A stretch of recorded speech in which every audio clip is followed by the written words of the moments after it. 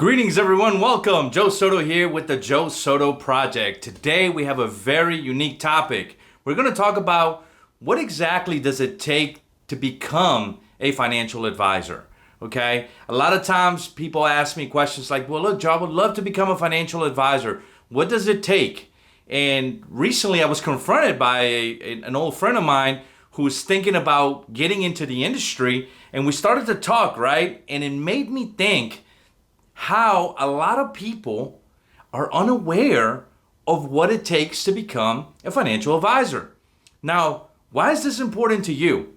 Well, if you're somebody looking into getting into the industry, this video is going to be great. But what if you're an investor? Wouldn't you want to know the qualifications, the process of what a financial advisor is supposed to do?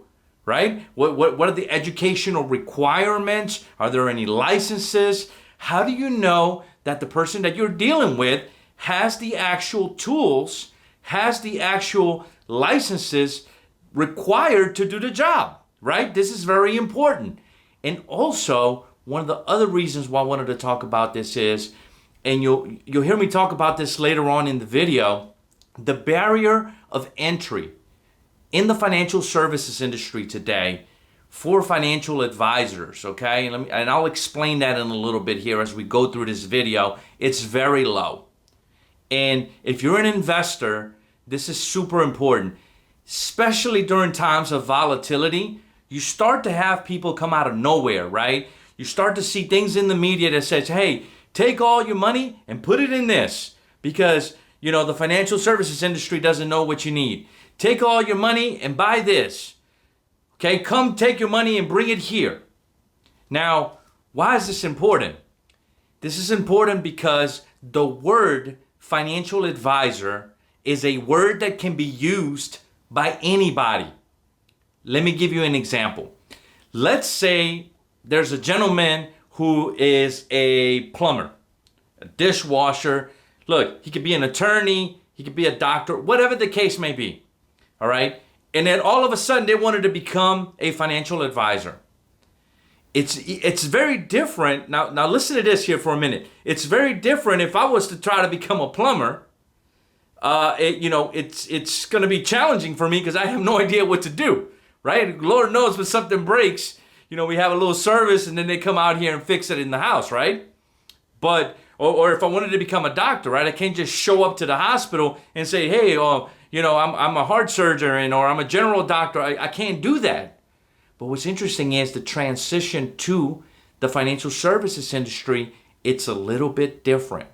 And this is important to you because you need to understand that anybody can actually open up a business, put their name financial advisor on their business card, and start to carry themselves as a financial advisor. And it's not necessarily illegal. Some people call themselves financial consultants, and people call themselves all different types of names, okay? But what I want you to take away from today's video is that you need to understand that the barriers of entry for the name financial advisor are very low. And what I'm trying to accomplish here is two things. Number one, if you're a financial advisor, okay, you need to start educating your clients on your licenses. Educate your clients on the hard work that you did to earn the licenses that you have. Explain to them what these licenses cover. You know, for most financial advisors, the people that actually do the work, there's a bunch of licenses that you have to get. The Series 7, the Series 6, and there's all sorts of different licenses. The insurance, life and health. For every type of insurance, you got to get a new license, usually. So take a minute and educate your clients on your licenses, on your pedigree, on your background, on what it is that you know how to do and what you did to get there.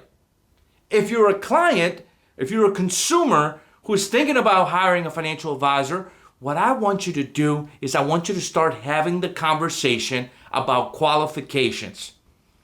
A referral, it's a good start. I love referring people, especially when I'm happy with a product or service. And it's a great start of building a trustworthy relationship.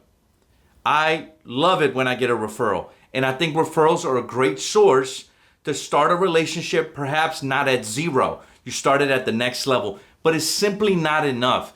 Look, you hear these stories in the media all the time. People that got taken advantage of. Some guy stole a bunch of millions of dollars, left people, hanging out to dry. How does this happen? I get so frustrated when things like this happen. And it happens because people don't know what to ask. And what I want you to do is I want you to start having the conversation with the people that help you to have them explain to you what qualifies them, okay? To give you financial advice. Because when you have the qualifications, you have confidence. You have recourse, right? Like if something happens and something breaks, you know where to go, right? There's a compliance department, there are certain, insurance policies associated with things to protect you. But you start dealing with some guy who, lives in a big house and drives a bunch of nice cars, and it's sad, right? And my heart goes out to these people that have been taken advantage of by these clowns, right? And I don't mean to sound harsh, but I hate these folks. And I know hate is a heavy word, but they tar the industry. One of the goals of what I'm trying to accomplish with the Joe Soto project is to bring about education, okay? Educate, elevate, expand. I want to help people make better decisions. I want to help financial advisors break out of the mold. The mold that we're given when we join Wall Street is like, follow this path, do this, and keep the blinders on. Don't think, don't look, just do exactly what it is that we're telling you to do. And that's good to stay out of trouble. But at some point, you got to open up your eyes. And you got to understand that we're dealing with people that a lot of times do not have the know-how. A lot of times they don't have the education. So I said in my last video, right? Let's become financial educators.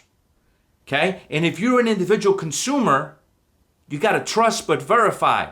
Be slow to trust and verify, especially at the beginning.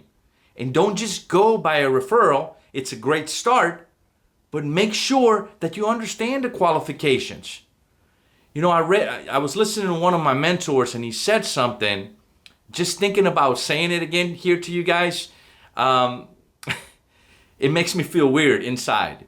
But he said most people do more research before they buy a refrigerator than when they hire a financial advisor. And research is power. You have to understand, right, how the different mechanisms work.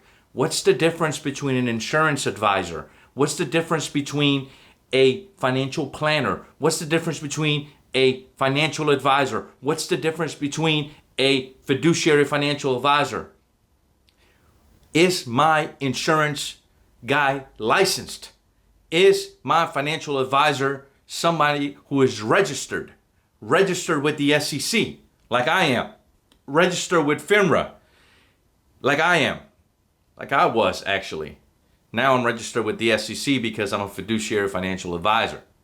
So these are the things that you have to learn, right? You have to learn these things because you don't want to later on, and this has happened to me so many times before, especially, when I'm entering a contract. I remember last year, I had a situation where there was a gentleman came to me and he said, look, Joe, I got this marketing strategy. I'm gonna help you with this. I'm gonna help you with that. And we hit it off, and I really liked the guy when we talked on the phone. He was very personable. He was funny. He made me feel good. And I signed this contract, right? That he was like, oh, it's just a loose contract. It's just, like a handshake, like just let's get it in writing. And it turned out to be a fraud.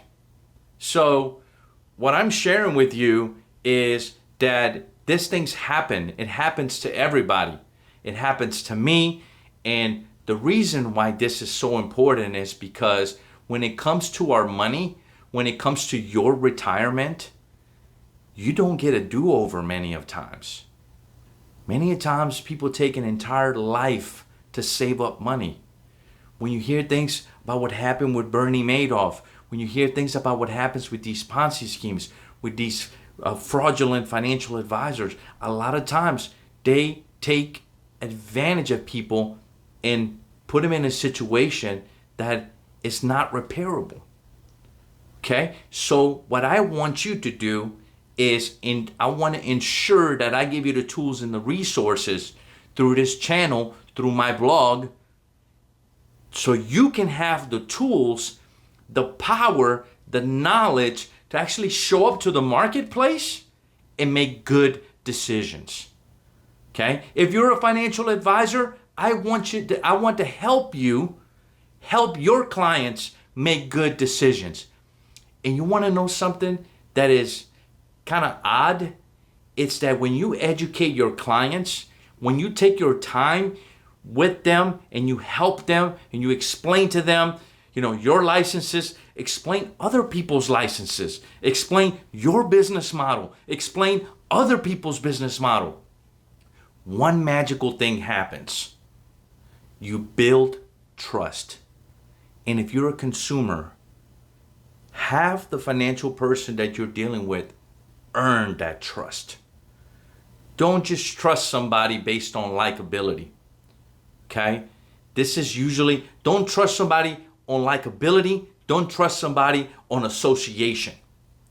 How many times have we heard of professional athletes that go out there and risk their bodies, are getting hit in the head, helmet to helmet, and put their bodies through all this pain, and then they give this money to this person who was associated with these other people, and he thought for sure that this guy would take care of them. And instead, they take advantage of them. And my heart goes out to people like this. So here's what I want you to do. If you're a financial advisor, I want you to start educating your clients on what it is that you did to earn your licenses, to earn your qualifications. Take a little bit of time, and you don't have to do it all in one meeting. Break it down. Explain to clients how the insurance world works, how the insurance licenses work. Explain to clients what's the difference between a broker and a registered investment advisor. Explain to clients what is a fiduciary, even if you're not a fiduciary. I spent a long time working at the banks, running my business as a fiduciary, even though I didn't have the title. And thank God today I have a great, loyal client base. And I think in large part to the fact that I took the time and explained to clients at that moment, look, I am not a fiduciary, but let me show you how I break my business down and how it's identical to how a fiduciary works. I'm not a fiduciary because the model that I'm in does not allow me to be a fiduciary. You understand what I'm saying? So if you're a financial advisor, slow down a little bit, okay? Don't be so quick to try to get their clients to move their money, to make a sale. I know we all got to make a living, but I'm telling you, in this business, when you put your need above what's right, 9 times out of 10, it doesn't end well. And it might not end well in the next 3 months. It might not end well in the next 30 years. But eventually, it will catch up to you. It will catch up to you.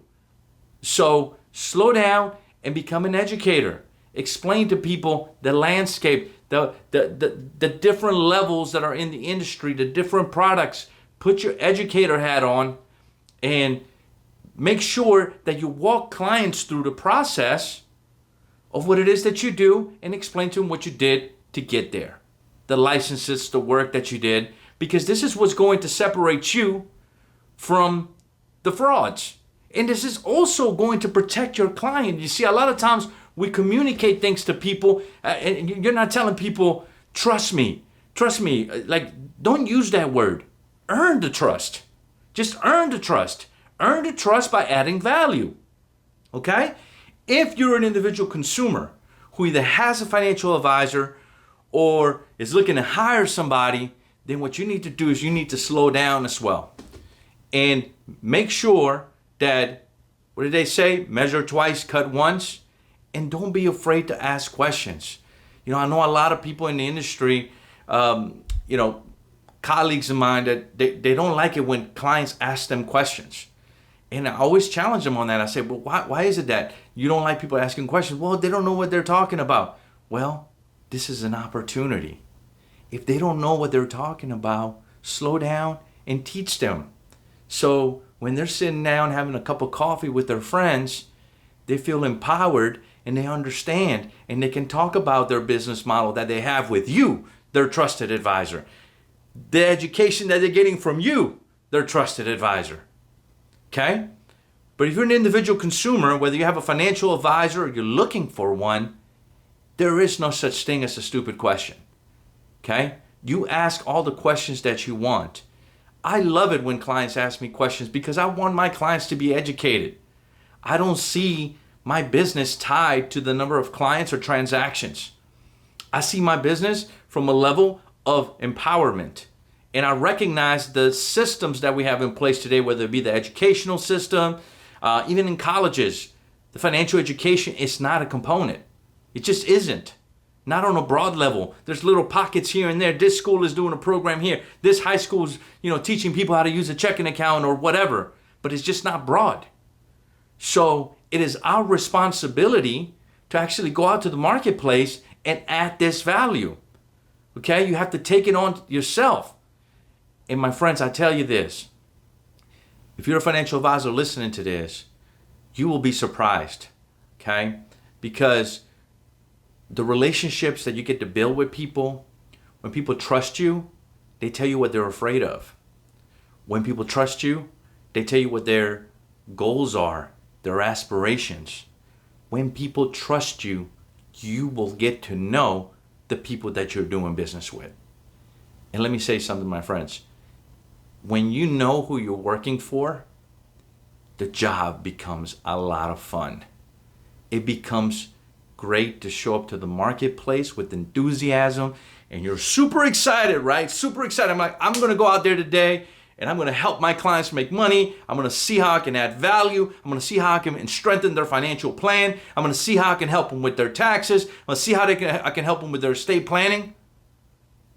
And that barrier, that defense barrier, it's down, and now you're able to help. Hardly ever do I meet a financial advisor who gets into the industry that wants to hurt people.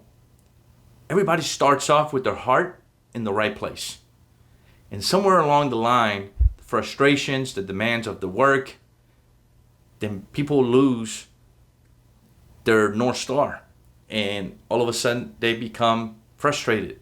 And they try to cut corners. And they try to hit financial targets that take people 10 years. They try to do it in 2 or 3 years. And I don't want that to be you, if you're a financial advisor listening to this. And if you are an investor, I don't want you to end up with that person. So my friends, I want to thank you today for tuning in. I appreciate you. Hopefully you got a ton of value out of this video. Okay? Make sure that you go out there, that you conduct your due diligence and understand the qualifications of the person that you're dealing with. Take a little bit of time and do your research. Please make sure that you follow my blog. If you haven't done that already, I started a brand new blog where I'm going to put all my content, including the podcast link, so you can listen to this on the go. And there's going to be some classes that I'm going to be teaching there that are going to be unique to the blog. So make sure you go check it out. It's Joe Soto, my name, project. It's Joe Soto, joesotoproject.com. Don't include the "da" in the front, okay? It's just joesotoproject.com. Make sure you follow me on my blog. I also got a newsletter coming out there. So take the time and make that a little bit of investment. Follow my blog, sign up for the newsletter, and check out my podcast too. I'm going to be talking about some incredibly valuable things that I think are going to help you tremendously. Whether you're a financial advisor trying to get better at helping your clients, or you're a consumer who has a financial advisor, or you're looking for one. Thank you, my friends. I appreciate you very much. See you on the next video.